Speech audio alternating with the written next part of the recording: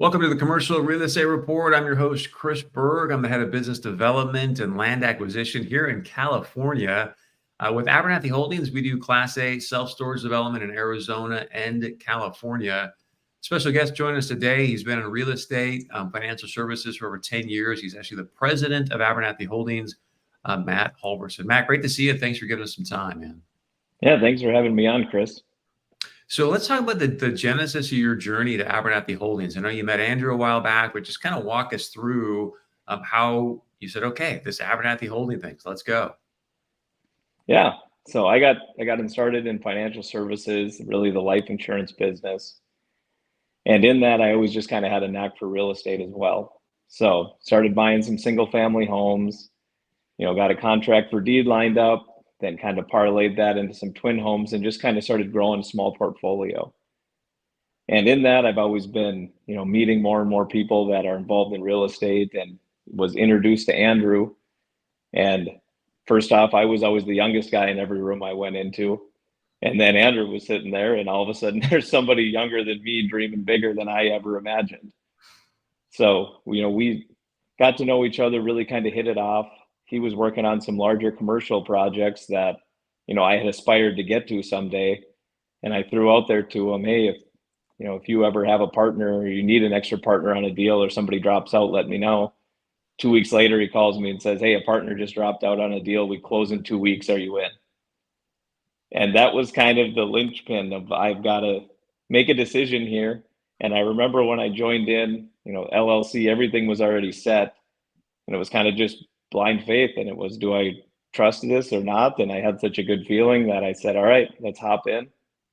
And that was kind of how Andrew and I got started together. We did a couple commercial buildings. We did a large 90-unit HUD apartment building. And from there, we had some nice exits. And then we said, okay, we got, in our words, lucky on some deal, some luck, some skill. And we said, let's figure out where we want to be the best. And we kind of researched different markets and really found self-storage as an appealing business model for us. And said, all right, that's what we're going to do. And we're going to be all in. Walk me through that process, because I know both you and Andrew, you enjoy doing research, you want to get into the numbers. What other asset classes were you looking at, and what was it about self-storage you said, all right, this is it, this is what we're going to become best in the world at? Yeah, we went through a ton of different industries when we got started on this, but we really kind of settled on senior living facilities and self-storage. And those were kind of our two finalists. And I think the senior living facilities are a great business, but the thing that it was missing in our eyes was the third-party management aspect, where staffing is just such a huge piece of the senior living facilities.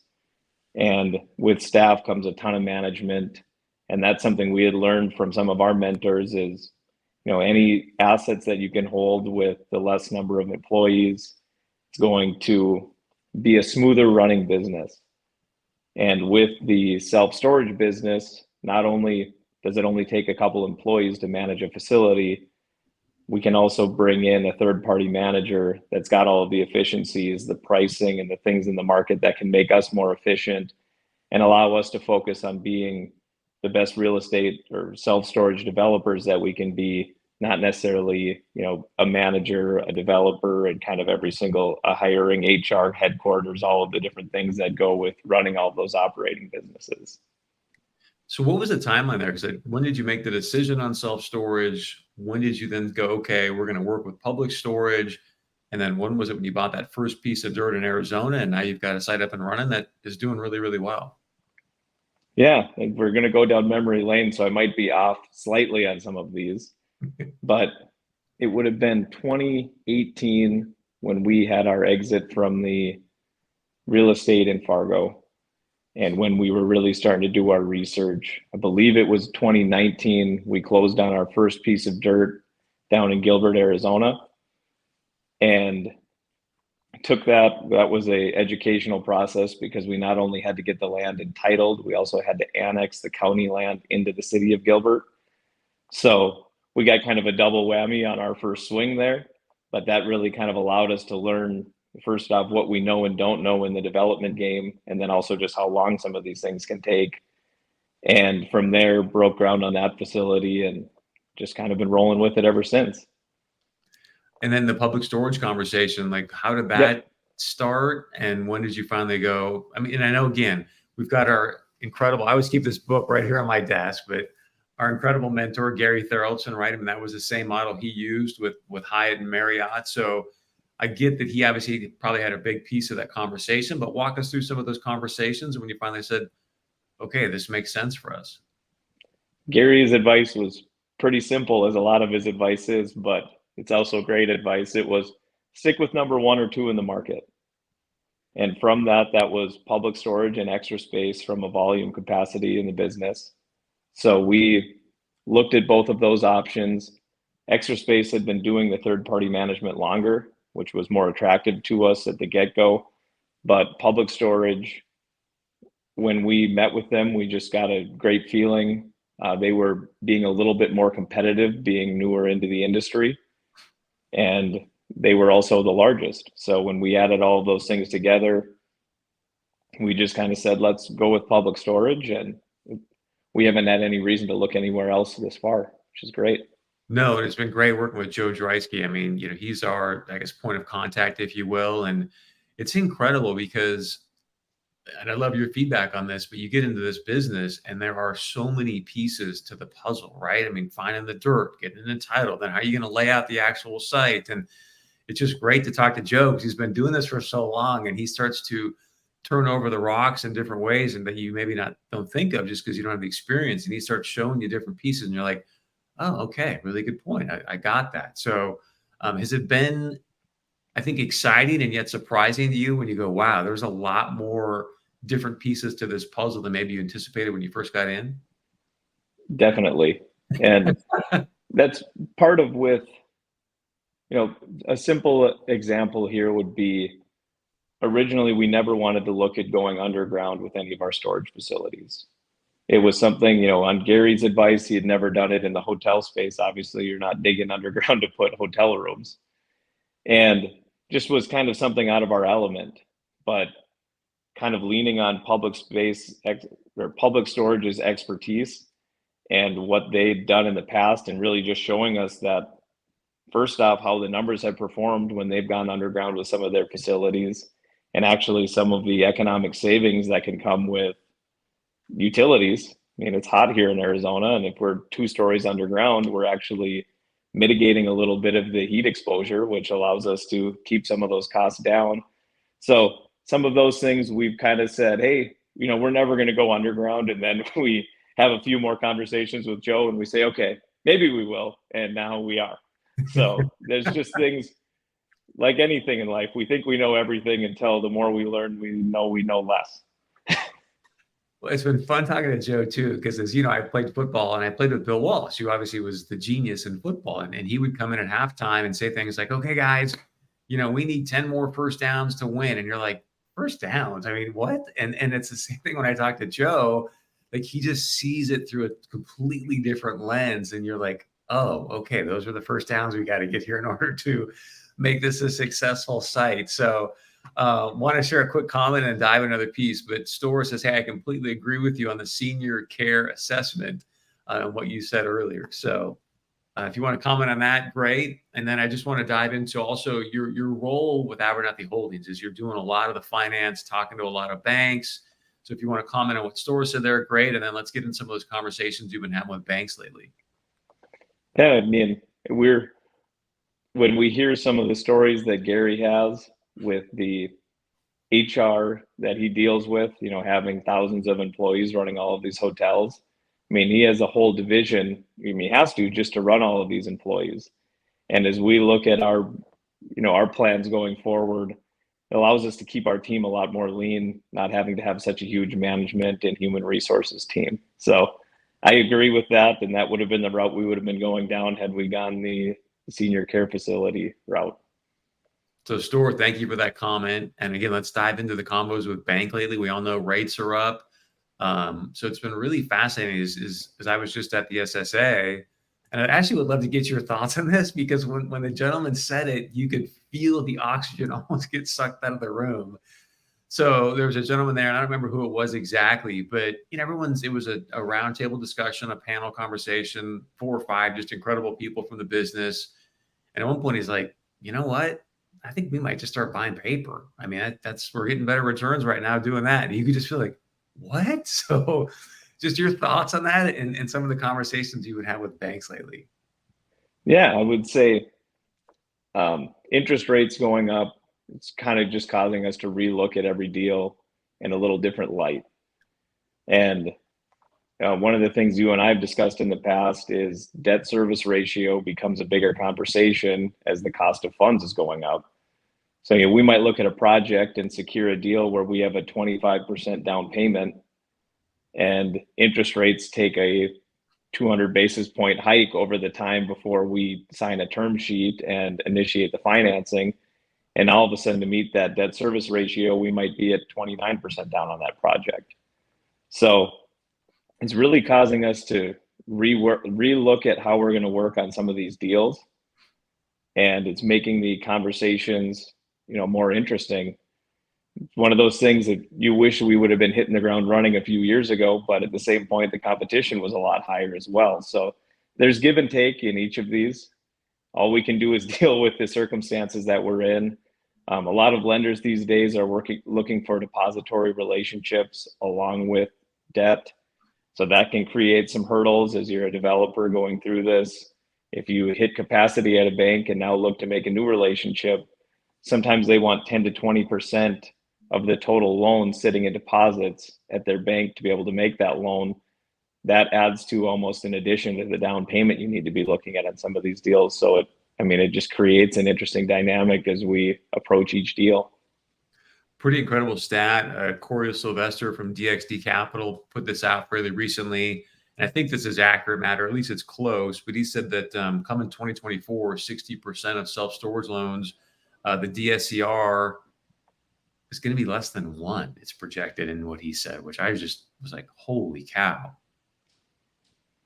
Yeah, that's a interesting and somewhat frightening stat. I mean, what it means for people that are active in the market is opportunity.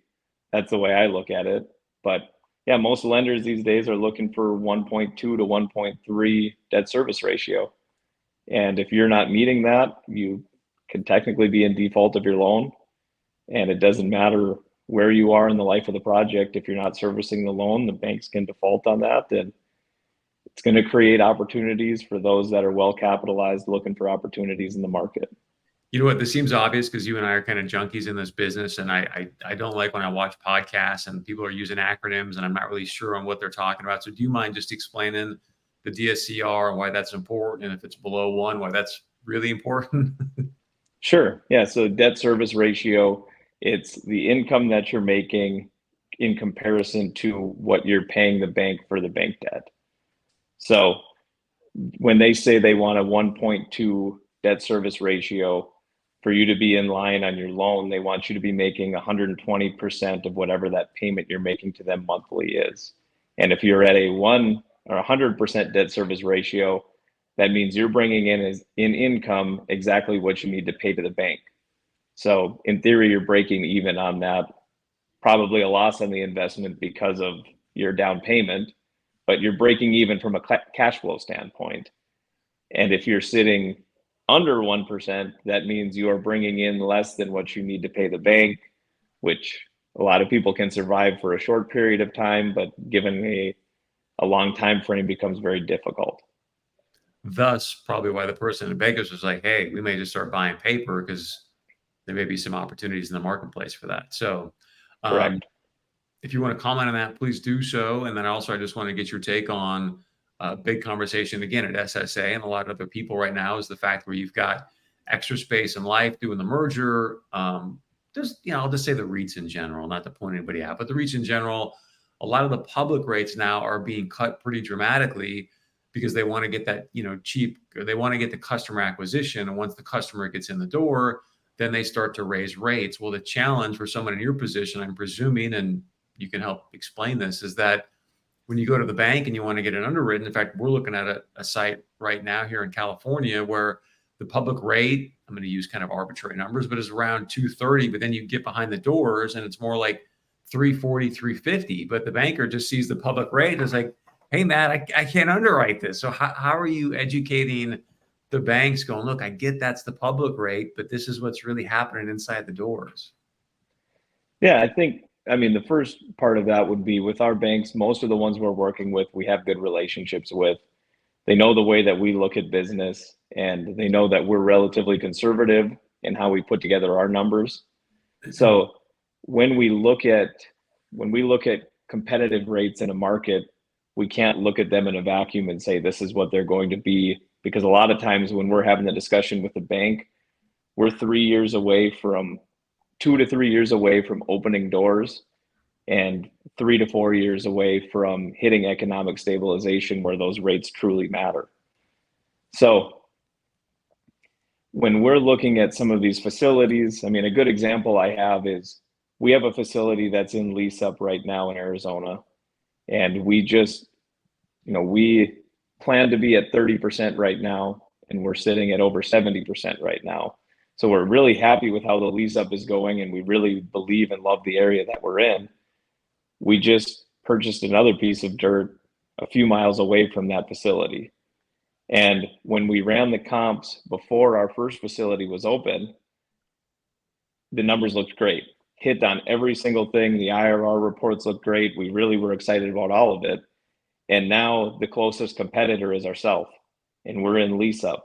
So now when we get all of these comps and put these together, the street rates are way lower, and it's because we're running incentives to get our facility filled. So now when we look at it, is this area good? And it's funny because we get so caught up in the spreadsheets and the numbers that we actually hopped in and went down and looked at the facility, or looked at the dirt again. And we looked at what's coming in there. It's right next to a Starbucks and a Quick Trip and a new bank. I mean, it's part of this, or it's part of a area that has everything we look for when we're looking for where to build a facility on a great road. And we're like, okay, we're the reason that these rates are lower. We're the reason our pro forma now looks worse.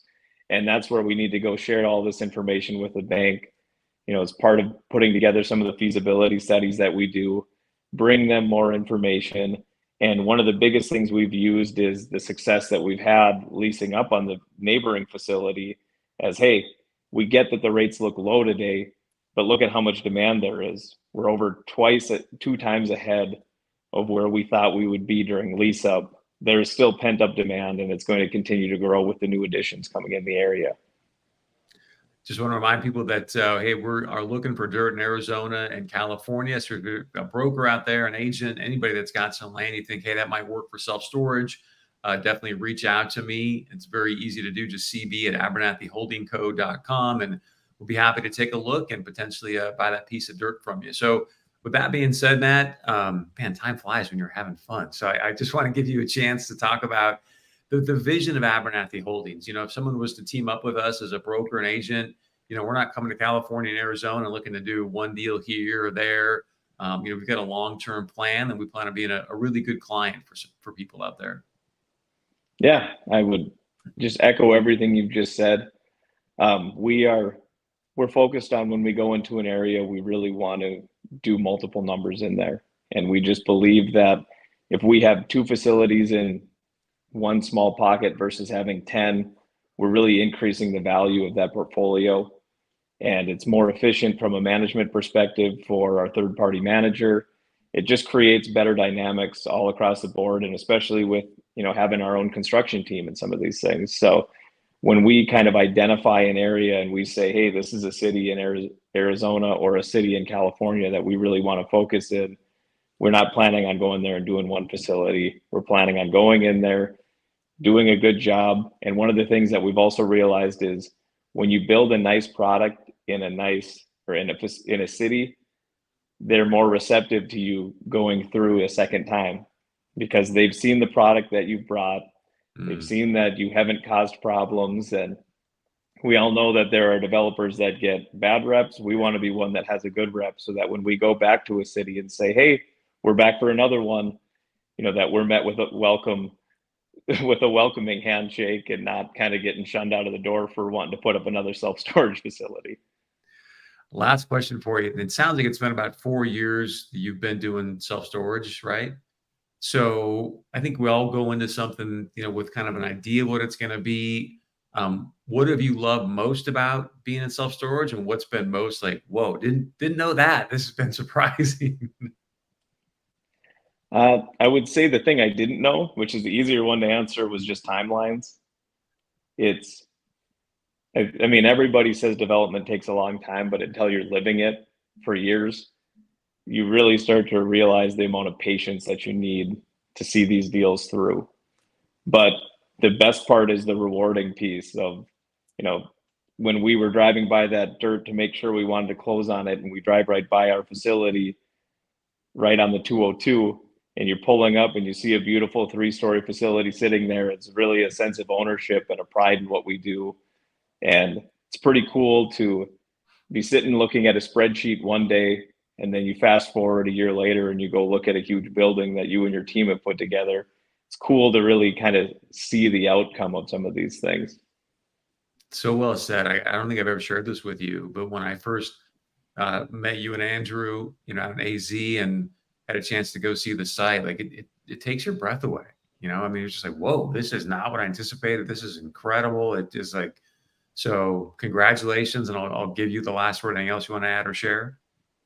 No, I appreciate the time, and thanks for having me on, Chris. Great stuff. Everyone that's joining us, thank you very much. Again, Matt Halvorson, president of Abernathey Holdings. We will continue to have more of the commercial real estate report coming up.